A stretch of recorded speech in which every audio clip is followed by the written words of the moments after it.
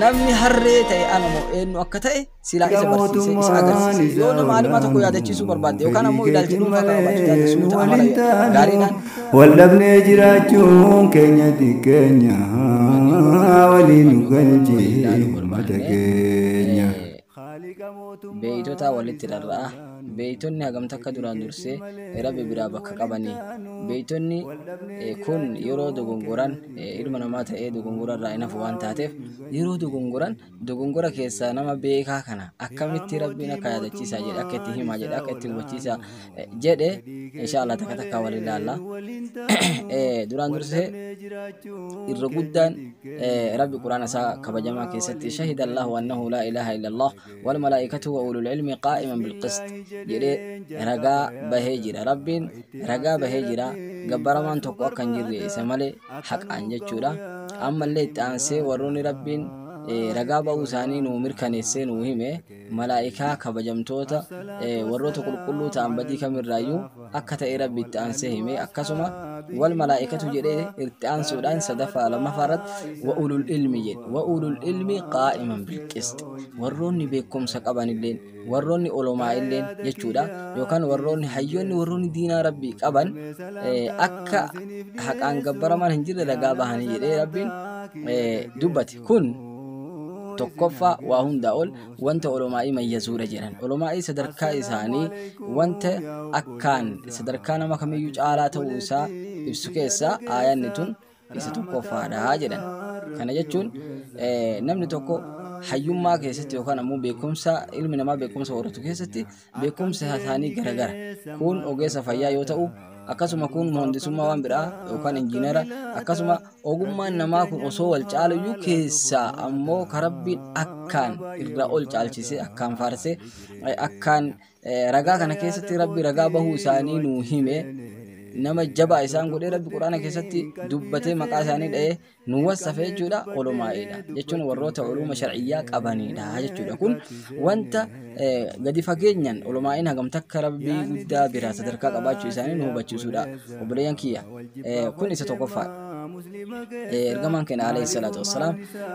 olomaa'in warasatul anbiyaa warroota dhaaltuu anbiyaati warra anbiyoota rabbiirraa dhaalan warra anbiyoota dhaalan jedhanii nu himanii jiran ergamaan alayhi salaatu wassalaam idan nama sadarkaan isaa anbiyoota rabbii dhaalu nama sadarkaan isaa hagana takka guddaa ta'e kana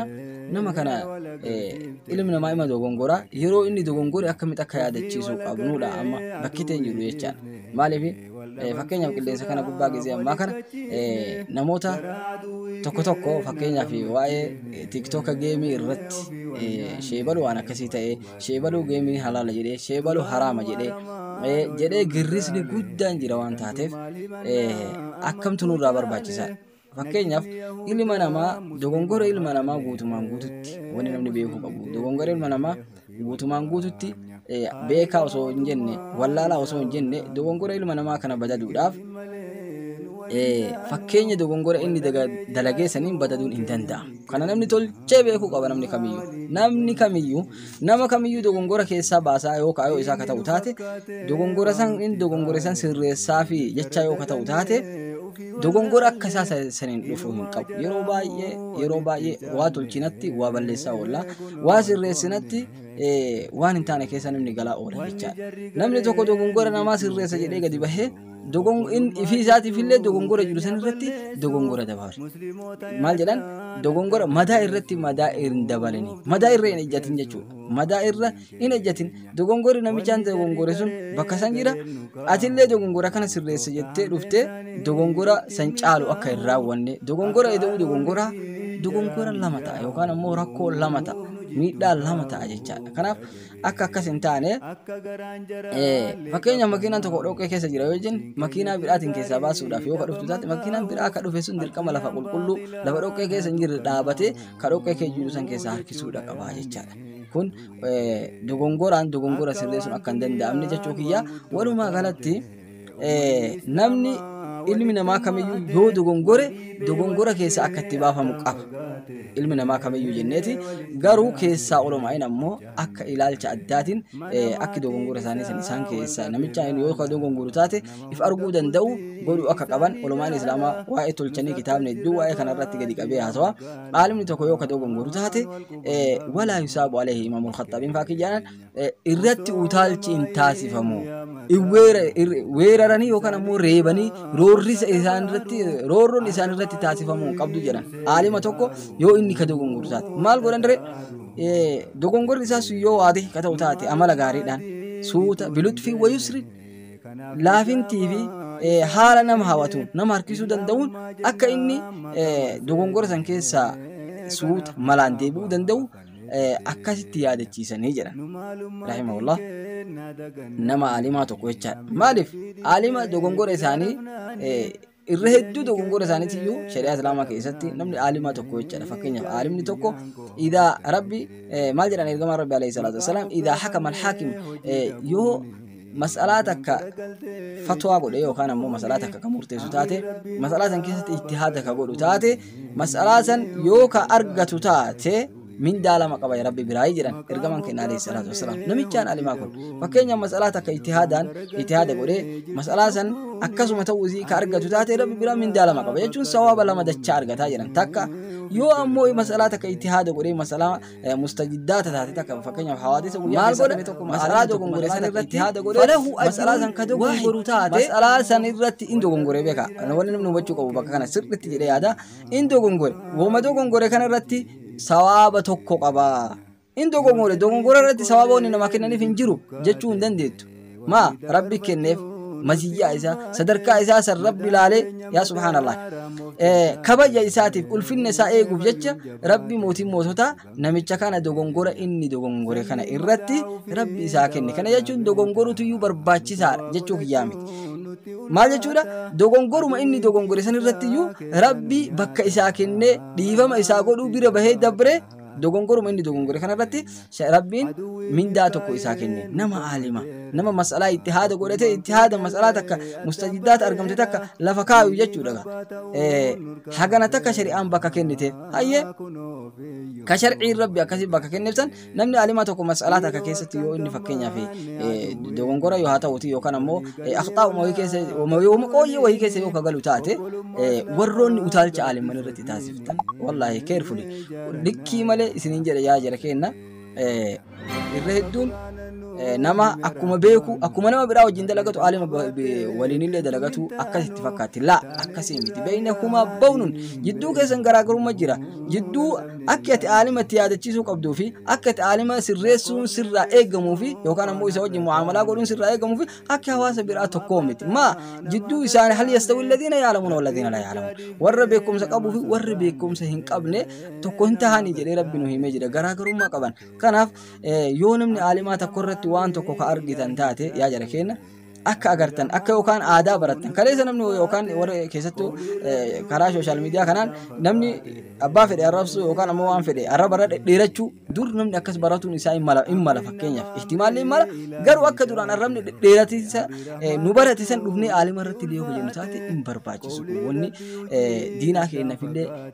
bakka hin qabaatu waan taateef walumaa galatti aalimni sirreeffamuudhaaf yoo nama aalimaa tokko yaadachiisuu barbaadde yookaan ammoo ilaalcha dhuunfaa akka qabaatu taate suuta amala gaariidhaan haala bareedaadhaan itti dhiyaachuutu nurraa eegama jechuu barbaadeeti. Maaliif jennaan aalima dhiisi ummata jaahila waan beeyneyyuu gaaf tokko sahaba rasulaa keessaa Abdallah ibn Mas'uud fakkaata sahaba rasulaa keessaa alayhi salaatu wassalaam osoo mana isaati deemee mana isaa salaatee dhufee mana isaatiif gara salaataa deemaa jiru gara salaataa deemaa yeroo kana namicha tokko karaa muka dargee warroo isaa keessa namicha bidhaa wahii yookaan ammoo timira ka tolfatu jechaadha. Timira koree masgida azaananii irraa bahan namichaan ammoo timira tolfataa jira. Abdallah ibn Mas'uud rahimahullah maal jedheen yaa namana sila azaananii jiranii deemteen salaattuu jedheen namichaan in salaata bee ganaa inshallah bu'ee salaatu hedaa jedheen namichaan illee jennaan ammallee namichaan Abdallah maal jedheen irra deebi'uudhaan yaa himaar yaa wada namicha harree wada lakana deemteen salaatu bara azanan hin dhageettu jedheen ammallee irra deebi'e jennaan yeroo kana namichaan sahabdichaa kan timira dalagatu kun dallane muka wahii damee timiraa kanarraa buqqifatee jedhe itti gadi bu'e. Yeroo kana amma kaayyoon isaa maali? Namicha kana irra dhufnaan yookaan ammoo dhaqqabnaan dallaa warraan achi bahee mataa isaa lama godhuudha baqa kaayyoon isaa. Maaliif akkamitti yaahe an harreedha ana himaar jedheen an harreedha nama an harreedha ilma namaati bara an harreedha wayte sila jedhu mukarraa gadi bu'e jedhe. Mukarraa gadi bu'ee yeroo kana fiigaa dhufe wayta fiigaa dhufe Abdallaalleen namicha kaayoo isaa waan argeef namichaan dullaa fudhataa jira. Fuula isaa waan mataarraa qabu gadi buufatee akka inni hin beekne dafee karaa masjidaa jalaa tare. Namichaan dallaa as cehee yookaan dallaa as bahee karaarra namicha lallaalee dhabnaan asumaan karaa mana isaa deemee mana isa galee hafuura baafatee wadda'atee manuma isatti salaatee diqqoo achitti boqotee yeroo muraasa booda gara oruusaa as deebi'e yookaan gara maasaa isaa as deebi'e ammallee hojii isaa itti fufe. Abdallaalleen masjida dhaqee salaatee sahabaa wajjin ibadaa isaa geeffatee yeroo irraa bahetti karama kana gara manaa deebi'e ammallee mana isatti hin deebi'e osuma akkanaa salaanni asraa geette ammallee. Yeroo salaanni asraa geettu Abdallaalleen qulqulleeffatee ammallee tottolfatee gara salaata asraa azaanni azaanamnaan qajeelee yeroo kana yoo inni dhufu karaa kana dhufu namichaan ammallee deebi'ee mukuma kanarra jira timiruma kana sirreeffataa jira. Amma Abdallaan karoora awwaalaa san jijjiire maali mudannoo si mudatteerraa waa baradhu jedhan mudannoo si mudatteerraa waa barachuu qabda ilma namaa kana adada siyaanni namaa yookaan ammoo mu'aamalaa nama waliin dalaguu kana keessatti maaltu fala kallattii takka bichaa qabattee akkasitti irra du'u osoo hin taane dirqama karaa irra fooyya'aa ta'e ilaaluun sirraa eegama ilma namaarraa jechaadha. Kanaaf Abdallaan maal godhe yeroo kan namichaa kana asumaa dallaa umarraa ammallee itti lallabee salaamu alaikum warahmatullahi jedhe wa alaikum salaam warahmatullahi jedhe namichaan illeen akkam nagaa jirtu maasha Allah kayfa zamana mee maal fakkaata midhaan akkam jira barana midhaan maal fakkaata jedheen ma namichaan midhaan keessa jira waan taateef namicha yeroo kana wallahi akka gaariidha maasha Allah jennaan abboo rabbi si haa dabalu rabbi si haa razzaqu wallahi maasha Allah rabbi si haa soodu jedheen aamin aamin aamin jedhe namichaan gammadee wayta namichaan amma gammachuu isaa isarratti argee yeroo kana namichaan Abdallaan namichaan dallaa warraatti lallabu kun ka awwaalaa san ta'uu isaa hin beekne beeke jennaan namichaan mirqaanee waytanni aamin jedhe iyyaada jedheen annaka lam tantabii lil'adaan atiin azaana kanaaf hin dammayne natti fakkaata azaanamee jira masgida garuu ammoo ta'e azaana kana akka waan qajeelatti dhagayin illee na fakkaata osoo dhagate islaamumarlee rakkoon qabu arraba babbareedaan haasawaa babbareedaan namicha hawwatuu danda'uun isatti dubbate yeroo kana. Jennaan wallahi bakka maasha Allah barre in salaata waa takka bakka abboo dhugaa jettee obboleessa kiyya jedheen osoo akka ati nasiyaa naa goote kanatti namni marti naa godhe wallahi jedheen isa galateeffatee galatoomi baay'ee tokko galatoomi isaan jecha itti as deemee yeroo kana mukarraa gadi bu'ee jechuudha. Dhufe namichaan waytanni dhufe itti as bahee salaam wal godhanii walit jiganii wallahi osoo akka ati amma nasiyaa haala bareedaadha na waamte kanatti namni nama waamee baay'ee namatti tola jedheeni garuu ammoo jedheen namicha tokko ka salaata zuhurii irratti na waame tokko argu taate la'ucallimannahu min alximaar namni harree ta'e ana moo eenyu akka ta'e silaa isa barsiise isa agarsiisa jedheen namicha salaata zuhurii irratti na waame salaata zuhurii irratti akka harree naan jedhe san silaa eenyu akka harree ta'e isa agarsiisa jedheen namicha kana jennaan wabil jumlati inni hin beekne dhugaa jetteedhanii walit jiganii salaama wal godhanii namicha illee mirqaanee khalaas qajeelan dabran jechuudha. Egaa namicha kana ka awwala qajeelchuu dadhabe yookaan ammoo sababaa qajeelummaa namicha kana waamsa isaa owwaachuu didii kana lammaffaa ilaalcha awwala qabu san jijjiirachuudhaan namni ifii isaatii fooyya'ee namicha illee fooyyessee jira. Awwala gulbeetti deeme yookaan ammoo ilaalcha hin taane fide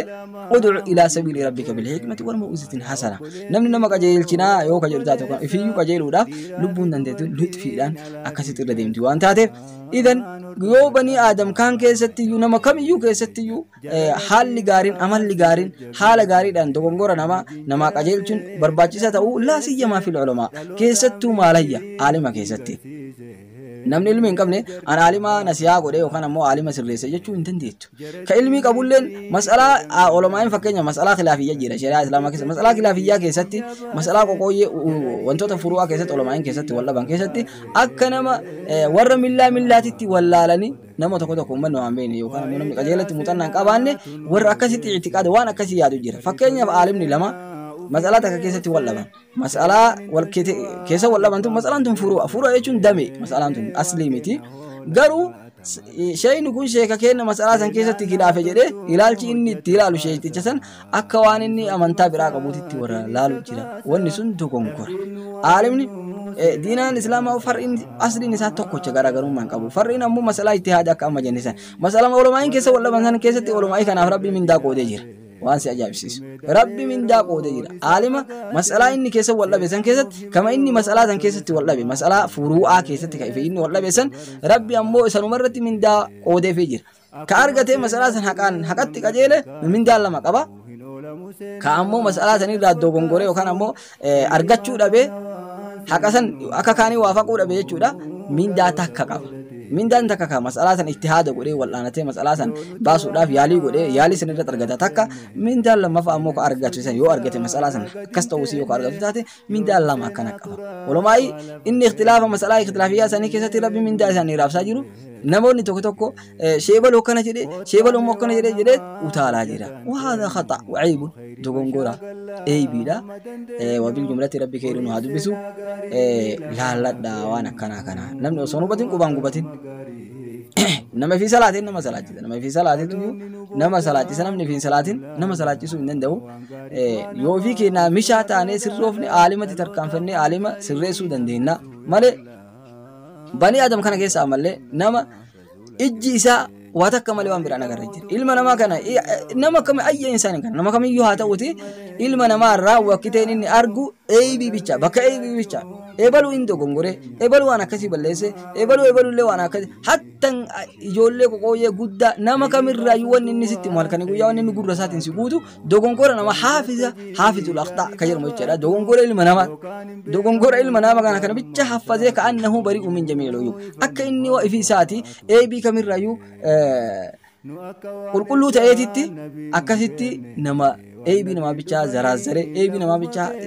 إفباسودا إفسودا دي متوجرة يا سبحان الله كنا ورّا كنا إفئجا تحسن ما في أي بي نما أوت تنتهي تقطما خاصة بكيتين أمو جرال نندن دين بكيتين أمو أتيلين الرمي أمتا لكي ماله لكانتو أشيرتي أشابتا وكان أمو هلاك تاتا جتا نولي يانو عالما عالم نيو دونغوري عالم ني سفكا سوتا تسغبيران سكي وان بيكاني راول امانسيسو ولا وچيسو ولا يادچيسو حالا كبجا في الفني بكجيرون جچا اندندان غرو نمني علمين قامنه حالا كبجا في الفني بكتا كانجيرن دوفه شيبلو كان جير انو اكمي منامن يوجره وذلك عيب وعار وظلم وطغيان وخسران يا سبحان الله دوغونغورا ولا لا وانت تافي كان كانوا مجري غبابسا ان شاء الله نما نولي وان دبتو كيست ربي الرحمن دا ارغت ربي نو تايسو يو دوغونغوري جيرانne دوغونغورا كين ربي نو حديث يو سرسنه ربي خيري نو وفقو والسلام عليكم ورحمه الله تعالى وبركاته فكيف ربي سبون دندسو توبت ديسو